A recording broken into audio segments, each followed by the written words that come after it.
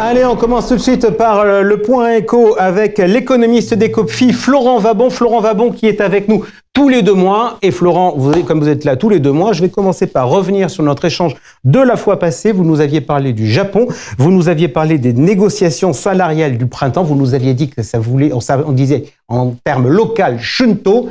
Est-ce que vous pouvez nous donner le résultat? 5,28% de hausse salariale négociée. Ok, donc c'est gigantesque. La conséquence de ça, c'est que la Banque centrale japonaise a relevé ses taux directeurs. Comment vous lisez cette décision? Alors, revenir sur les salaires, déjà, c'est gigantesque parce que c'est la plus forte hausse salariale depuis 1991. Donc c'est considérable. Ça fait rêver quelques Français. Exactement. Alors, effectivement, la dernière fois, nous avions dit la Banque centrale du Japon a encore des taux d'intérêt directeurs négatifs. En l'occurrence, c'était moins 0,10%. Désormais, elle autorise son taux court à fluctuer entre 0 et 0,1. Donc ce n'est pas encore une révolution, mais on sort de l'ère des taux négatifs. Mais elle n'a pas fait que cela. Elle a aussi décidé d'arrêter le contrôle de sa courbe des taux. Parce qu'au Japon, on contrôlait à la fois les taux court terme et les taux long terme. Et surtout, on le disait. Exactement. Alors cela étant dit, elle n'a pas arrêté d'acheter des obligations sur le marché, ce qui veut dire qu'elle peut toujours agir sur le niveau des taux à long terme, mais en l'occurrence, elle a arrêté. Elle a aussi arrêté d'acheter des ETF, parce que oui, la Banque du Japon a acheté des ETF, et l'équivalent des foncières cotées chez nous. Alors, est-ce que ça vous inquiète, cette évolution de la politique de la Banque centrale japonaise, puisqu'on rappelle la dernière fois, en termes d'allocation d'actifs, vous étiez favorable aux actions japonaises? Ça ne nous inquiète pas parce que, pour répondre à votre question de tout à l'heure, c'est plus une normalisation de la politique monétaire plutôt qu'un resserrement monétaire. Aujourd'hui, au Japon, il faut voir l'inflation un peu comme un feu de camp. C'est-à-dire qu'on est aux prémices, j'ai envie de dire, donc il faut veiller dessus, il faut faire très attention. Et donc nous, on pense que la Banque du Japon va être extrêmement prudente dans sa manière de relever ses taux, en observant évidemment l'inflation, les salaires, ce qui se passe dans le monde, et puis la situation économique au Japon, qui est relativement correcte, mais qui a tendance à ralentir ces derniers temps. Et donc, pour répondre à votre question sur les actions japonaises, on est toujours positif, pour la raison que j'ai évoquée, la normalisation de la politique monétaire et pas un resserrement, c'est-à-dire que la Banque centrale du Japon est toujours accommodante. Des questions de gouvernance aussi d'entreprise au Japon, qui évoluent. Alors ça, c'est un argument qu'on avance même depuis, enfin quand je dis on, c'est collectivement depuis 2017, si je puis dire. Et puis le troisième point, c'est effectivement le fait que les valorisations sont plutôt correctes. D'accord. Et puis on se rappelle donc que le gouverneur du Japon essaie d'enclencher un cercle vertueux, salaire-inflation, qui fait que l'inflation ne serait pas vécue de manière aussi négative que ce que l'on peut vivre chez nous. Florent, je voudrais que maintenant qu'on fasse des petits matchs, très simples.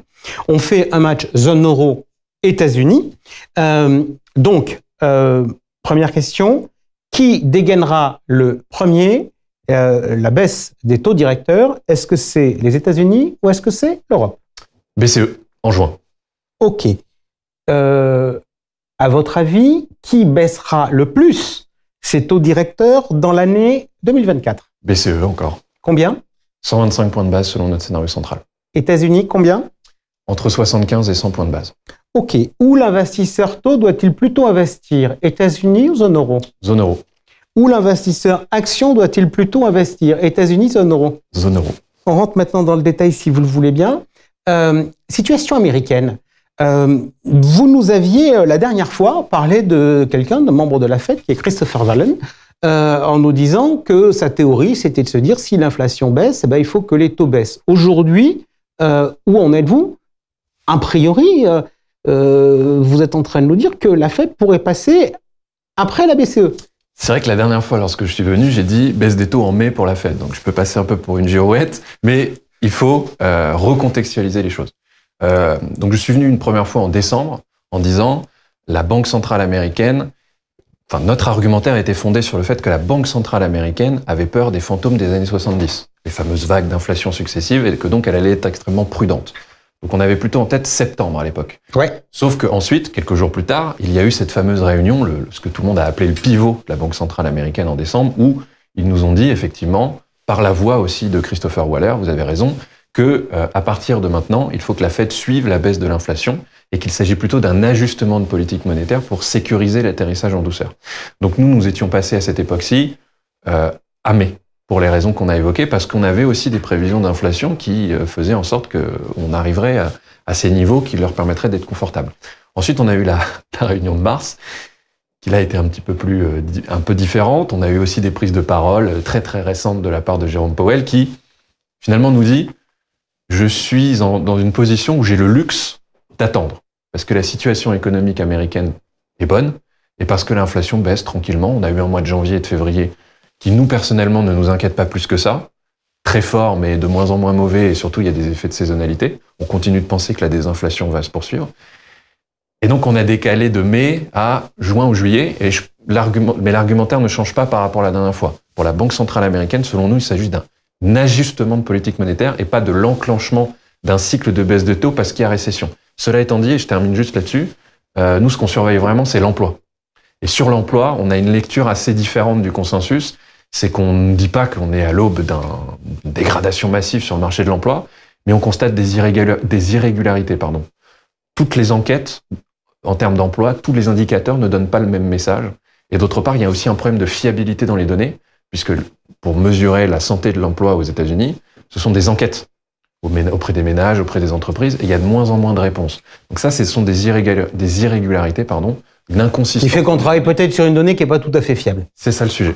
Ok, je voudrais justement, donc moi je comprends de tout ce que vous nous dites, que la bonne vieille époque de la forward guidance où les marchés ne se posaient pas la question de savoir ce qui allait se passer, on peut oublier. Justement, pour regarder un peu les anticipations, beaucoup d'investisseurs regardent quelque chose qu'on appelle les dots. Alors, première question, les dots, c'est quoi? Alors, pour ceux qui nous écoutent, pour ceux qui nous regardent, effectivement, les dots, donc les points en français, c'est un document, un outil de communication assez formidable où chaque membre de la Fed, qu'il vote ou qu'il ne vote pas, parce qu'il y a plusieurs membres au sein de la Fed, ceux qui votent, ceux qui ne votent pas, donne son indication, sa prévision de taux directeur à horizon 2 à 3 ans.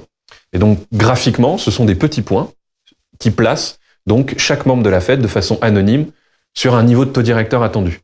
Et ensuite, on prend la médiane de ces points pour dire les dots entrevoient, en l'occurrence pour 2024, 3 baisses de taux. Voilà. Est-ce que c'est crédible? Est-ce qu'il faut le prendre pour argent comptant? Non.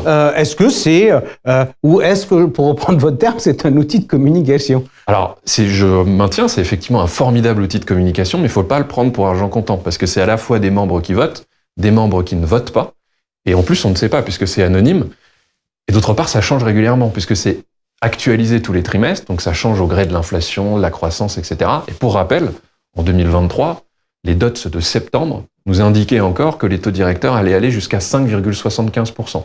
Alors, ils sont allés à 5,50, la différence est minime, mais si on compare avec la situation d'aujourd'hui où on chipote, si je puis dire, entre 3 ou 4 baisses de taux, ben on y est. Donc effectivement, il ne faut pas prendre les dots pour argent comptant. Vous m'avez dit que finalement les taux, selon vos anticipations, devraient commencer à baisser en zone euro et que du coup, les effets aussi un peu du calendrier fait que la BCE en ferait plus que la Réserve fédérale américaine. Pourquoi la BCE va bouger? Parce qu'elle considère que l'inflation est sous contrôle ou parce que la situation économique commence à faire un peu flipper? Un peu des deux, mon capitaine.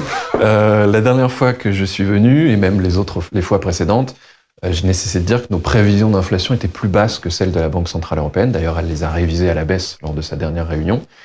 Et que donc, finalement, comme la désinflation allait s'accélérer en zone euro, la situation allait être plus confortable, ou en tout cas, c'est une nécessité pour la Banque centrale européenne d'agir. Donc, il y a ce point-là. Les salaires, d'autre part, qui est vraiment l'élément central dans la réflexion de la Banque centrale européenne, sont en train aussi de s'infléchir. C'est-à-dire qu'ils augmentent de moins en moins, si on agglomère tout un tas d'indicateurs. Ensuite, vous avez la situation économique. Voilà. Effectivement, ma grande thèse de l'an dernier, c'était la divergence transatlantique, une croissance très molle en zone euro, très forte aux États-Unis. Aujourd'hui, on peut dire la situation économique, enfin, la zone euro est asphyxiée d'un point de vue économique. Donc c'est une raison supplémentaire, même si c'est pas dans son mandat. La Banque centrale européenne ne vise pas le plein emploi, etc. Mais malgré tout, ce sont des éléments qui nous poussent à penser que la Banque centrale européenne va passer donc 1,25% de baisse de taux sur l'ensemble de l'année 2024. Ce qui veut dire une baisse à toutes les réunions à partir de juin. C'est une conviction très forte parce que ça veut dire une chose, ça veut dire que la Banque centrale européenne va s'affranchir du comportement de la Fed. Puisque comme on l'a dit, si on fait la distinction, la Fed c'est un ajustement de politique monétaire et la Banque centrale européenne c'est une nécessité en quelque sorte. Donc c'est un pari très fort de notre côté, c'est qu'il va y avoir effectivement des baisses de taux à chaque réunion pour la Banque centrale européenne. L'Europe qui affirmerait donc son indépendance. Dernière question, on a fait les petits matchs entre États-Unis et Europe sur les différentes classes d'actifs. Globalement, vous êtes plutôt action aujourd'hui ou vous êtes plutôt taux? Un peu comme la dernière fois, les deux. Enfin, en l'occurrence, on est plutôt neutre sur les actions, mais on a toujours une préférence pour les actions de la zone euro, pour des questions de décote. Et puis si l'on pense à cette idée de divergence transatlantique qui pourrait se transformer en convergence transatlantique en 2024, à savoir par le haut pour la zone euro et par le bas pour les États-Unis, c'est un élément supplémentaire pour favoriser les actions de la zone euro, en plus de la décote. Il y a les petites et moyennes capitalisations qui sont également décotées en termes de classe d'actifs, donc c'est quelque chose qu'on privilégie également. Et sur les taux, je l'ai dit tout à l'heure, plutôt zone euro que États-Unis, et plutôt crédit investment grade que crédit high yield, et également une préférence pour les obligations convertibles. Florent Wabon, merci beaucoup. On va tout de suite confronter vos idées avec celles de Nadine Trémolière. C'est le point marché.